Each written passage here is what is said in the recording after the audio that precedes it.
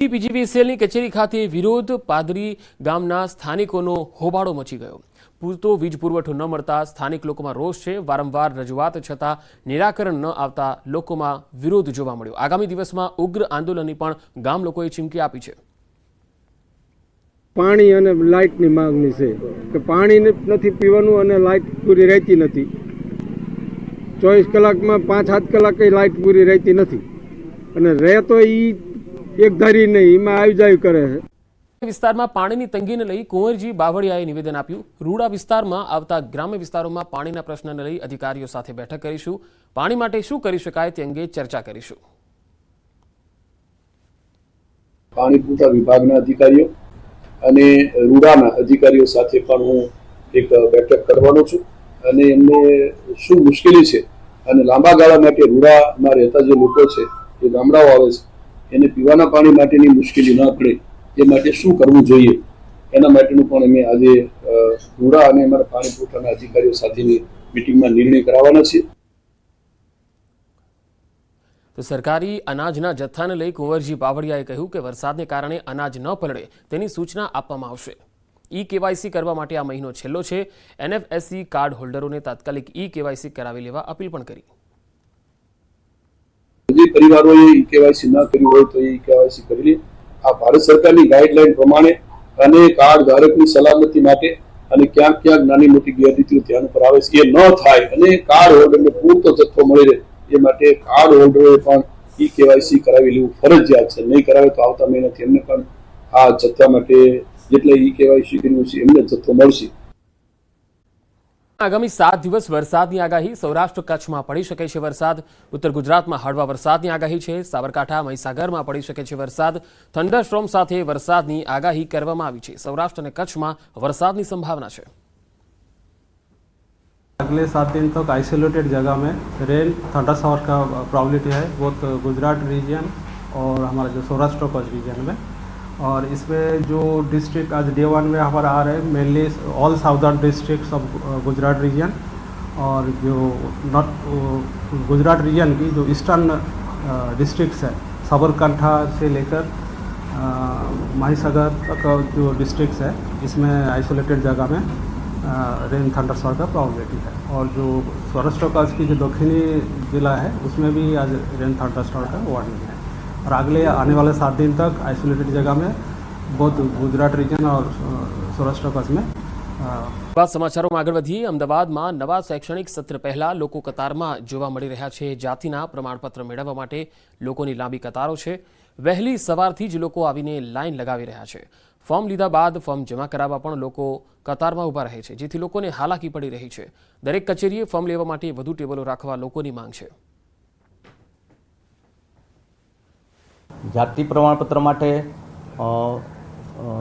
બિન અનામત નિગમનું બિન અનામતના પ્રમાણપત્રો માટે અલગ કાઉન્ટર ગોઠવવામાં આવ્યું છે। શાસી સામાજિક અને શૈક્ષણિક પછાત વર્ગ માટે પણ એનું અલગ કાઉન્ટર ગોઠવવામાં આવ્યું છે। તેમાં દરેક કર્મચારીને અમે વ્યક્તિગત ઓર્ડર કરી અને એમને કામગીરી સોંપી છે અને એ પ્રમાણે અમે કન્ટિન્યુ એમના ઉપર પણ દેખરેખ રાખીએ છીએ। શૈક્ષણિક સત્ર શરૂ થાય તે પહેલા જાતિના પ્રમાણપત્ર લેવા માટે લાંબી કતારો છે તે લાગી છે। આપ જોઈ શકો છો કે નીચેથી ઉપર સુધી વિદ્યાર્થીઓની વહેલી સવારથી જ લાંબી કતારોમાં છે તે ઊભા જોવા મળી રહ્યા છે। વહેલી સવારે લોકો આવી જાય છે કે જેને એવું હોય છે કે આજના દિવસમાં જ અમને એક જાતિનો પ્રમાણપત્ર છે તે મળી જાય છે, પરંતુ ઘણા કેટલાક ઇસ્યુઓ આવે છે અને લોકોને પણ વહેલી સવારથી આવ્યા છે તેમ છતાં પણ કંઈક કામ નથી થતું તેવા પણ આક્ષેપો હોય છે। આપ ક્યાંથી આવ્યા છો? નરોડાથી। કેટલા વાગ્યાના આવ્યા છો? સવારે 8 વાગ્યાના। નીકળી ગયું છે, જમા થઈ ગયું છે તમારું? નહીં, એ દાદાના ડોક્યુમેન્ટ લેતા હો, આ ડોક્યુમેન્ટ લેતા હો, એમને બહાર એક ટેબલ એવું મૂકવું જોઈએ કે ડોક્યુમેન્ટ ચેક થઈ જાય પછી ઉપર જાવ તો તમારે ધક્કા ના થાય। બહુ ટૂંકો ગાળો આપ્યો હવે। ડિપ્લોમામાં રજિસ્ટ્રેશનમાં લગભગ કંઈક 23 તારીખ છેલ્લી છે। અહીં દાખલો કઢાવવા આવીએ તો અહીં 5 દિવસે દાખલો આપે, ત્યાં રજિસ્ટ્રેશનની તારીખ જતી રહે એવું છે। એટલે થોડીક અમારી એ માગણી છે કે ઝડપથી આ વ્યવસ્થા થાય અને 2-3 ટેબલોની વધારે વ્યવસ્થા કરે। હવે ફાધર મારા એક્સપાયર થઈ ગયેલા છે, બરાબર। બધા કાકાના પરેશાન છો। 2 દિવસથી મારા બાબુ જોડે આવેલો છે। હવે ગઈકાલના ઘણા તડકામાં આવેલા, આખો દિવસ ઊભા રહ્યા, પાછા ગયા, પાછા આજ ફરી આવ્યા છે। એટલે સરકારશ્રીને એવી વિનંતી છે કે દરેક બાળકને અને વાલીને જે રજાઓ પાડીને આવે છે દિવસ બગાડીને એમને જલ્દી રિઝલ્ટ મળે એવું કંઈક આયોજન કર્યું. આ એમના હાથમાં અત્યારે આપ જોઈ શકો છો કે ફોર્મ છે અને ફોર્મ સાથે પણ કેટલાક ડોક્યુમેન્ટ્સ જોડવાના હોય છે. વ્યવસ્થા થાય તે માટે જે તંત્ર દ્વારા પણ કહેવામાં આવ્યું છે કે એક કેમ્પ શરૂ કરવામાં આવ્યો છે પાલડી, કે જ્યાંથી પણ જાતીય પ્રમાણપત્રના દાખલા છે તે મેળવી શકશે. પરંતુ જે રીતે ધસારો છે તે રીતે મેન પાવર ન હોવાના કારણે કેટલાક લોકોને હેરાન પણ થવું પડે છે. ચોરોને નથી રહ્યો પોલીસનો ભય. એક જ રાત્રિમાં 4 દુકાન અને એક મકાનના તાળા તૂટ્યા. પોલીસ સ્ટેશનની બાજુમાં જ ચોરોએ ચોરીને અંજામ આપ્યો. ઢોલ નગારા સાથે વેપારીઓ તેમજ ગ્રામજનોએ પોલીસ સ્ટેશન પહોંચીને હલ્લાબોલ કર્યું. પોલીસની કામગીરી ઉપર ગ્રામજનોએ સવાલ ઉઠાવ્યા. 6 વાગે મને ખબર પડી કે મારા ઘરમાં ચોરી થઈ, તાળું તૂટ્યું. ત્યારે 6:03 મેં પોલીસ સ્ટેશન ફોન લગાવ્યો, તારે મારો ફોન ઉપડ્યો નહીં. રજૂઆત તો મોઢેરા પોલીસ સ્ટેશનની નજીક જ બસ સ્ટેન્ડની બાજુ મારી દુકાન છે, એમાં લગભગ 2 થી 4 વાર ચોરી થઈ. પોલીસ સ્ટેશને વારંવાર રજૂઆત કરવા છતાં કોઈ નિર્ણય આવ્યો નથી. લોધિકા જમીન કૌભાંડ મામલે કાર્યવાહી. લોધિકાના મહિલા સરપંચને સસ્પેન્ડ કર્યા છે. જમીન કૌભાંડમાં ડીડીઓએ કાર્યવાહી કરી. સરપંચે 14 પ્લોટની હરાજી કરી હોવાનો ખુલાસો થયો. સરપંચ સુધાબેન વસોયાને સસ્પેન્ડ કરવામાં આવ્યા. યુદ્ધ બાદ નરોડા હોલસેલ ફ્રૂટ મર્ચન્ટ એસોસિએશને એક મોટો નિર્ણય કર્યો છે. તુર્કીથી આવતા સફરજન નહીં ખરીદાય. ભારત સફરજનની ખરીદી નહીં કરે તો તુર્કીને મોટો ફટકો પડશે. દુનિયામાં ભારત અને ચીન એ 2 દેશ સૌથી મોટો ગ્રાહક છે. જુલાઈથી તુર્કીના સફરજન શરૂ થાય છે, પરંતુ આ વર્ષે તુર્કીના સફરજન ખરીદવામાં નહીં આવે. અત્યારે છે ને કે એપલ અમારા જે તુર્કીથી આવે છે અને તુર્કીએ જે આપણા ભારત દેશ સાથે. રાજ્યમંત્રી હર્ષ સંઘવીનું લોકોને આહવાન, પ્રાર્થના કરો તો દેશના જવાનો માટે પણ કરજો. એક પ્રાર્થના સૈનિકો માટે પણ કરજો. જે ધર્મના હોવ, એક પ્રાર્થના જવાનો માટે કરજો. સેનાના જવાનોના પરિવારને મારા વંદન. તેમણે કહ્યું છે કે પ્રત્યેક નાગરિક ભારતીય સેના પર ગર્વ અનુભવે છે. ભારતની એક્શનથી આતંકી આકાઓ છુપાઈ ગયા છે. વહેલી સવારે ઉઠો, મંદિરે જાઓ, તમારા પોતાની માટે જ્યારે પ્રાર્થના કરતા હો, તમને જેને જે ધર્મમાં આસ્થા હોય, જ્યારે પ્રાર્થના કરો ત્યારે એક પ્રાર્થના આપણા દેશના આ એક સૈનિકો માટે જરૂરથી કરવી જોઈએ. એની માતા પિતાને વંદન, આ સેનાના જવાનોના તમામ પરિવારજનોને વંદન આપવા પડે. અને આદરણીય મોદી સાહેબને એમની આ નીતિ, જે ગોલીની સામે ગોલો ચલાવવાની નીતિ છે ને સાહેબ, એ જવાબ આપીશ. એ અદ્ભુત પરિણામ આપણે લોકોને મળ્યું.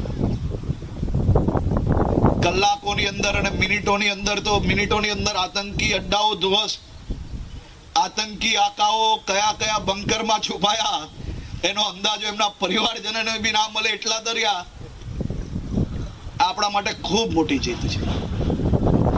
દેશના પ્રત્યેક નાગરિકો આજે ભારતીય સેના પર ગર્વ અનુભવી રહ્યા છે. રાજનાથસિંહે ભુજથી મોટો સંદેશ આપ્યો. નવું ભારત સહન નથી કરતું, પલટવાર કરે છે. આતંકવાદનો સમાપ્ત કરવાનો સંકલ્પ લીધો છે. તેમણે કહ્યું છે કે અમે ભગવાન રામના આદર્શનું પાલન કરીએ છીએ. ઓપરેશન સિંદૂર ખતમ નથી થયું. આ ટ્રેલર હતું. સમય આવશે તો પિક્ચર પણ બતાવીશું.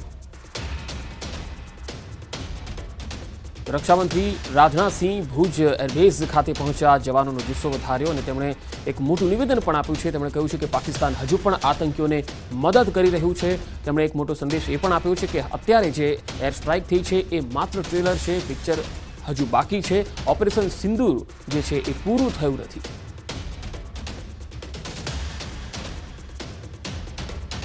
हालात के लिए पाकिस्तान की फौज को संदेश देना चाहूँगा, कागज का है लिबास, कागज का है लिबास, चिरागों का शहर है, चलना संभल संभल के क्योंकि तुम नशे में हो। आपने पूरे देश को यकीन दिलाया है कि नया भारत अब सहन नहीं करता बल्कि वह पलटकर जवाब देता है। साथियों, एक और बात मैं यहाँ साफ कहना चाहूँगा कि ऑपरेशन सिंदूर अभी खत्म नहीं हुआ है। जो कुछ भी हुआ है वह सिर्फ एक ट्रेलर मात्र था। अब समय आएगा, जब भी सही समय आएगा तो हम पूरी पिक्चर भी दुनिया को दिखाएंगे। हमने पाकिस्तान को बिहेवियर के आधार पर अभी प्रोबेशन पर रखा हुआ है। यदि उसका बिहेवियर सुधरता है तब तो ठीक, और यदि बिहेवियर में फिर से गड़बड़ी आती है तो उसको कड़े से कड़ा दंड दिया जाएगा।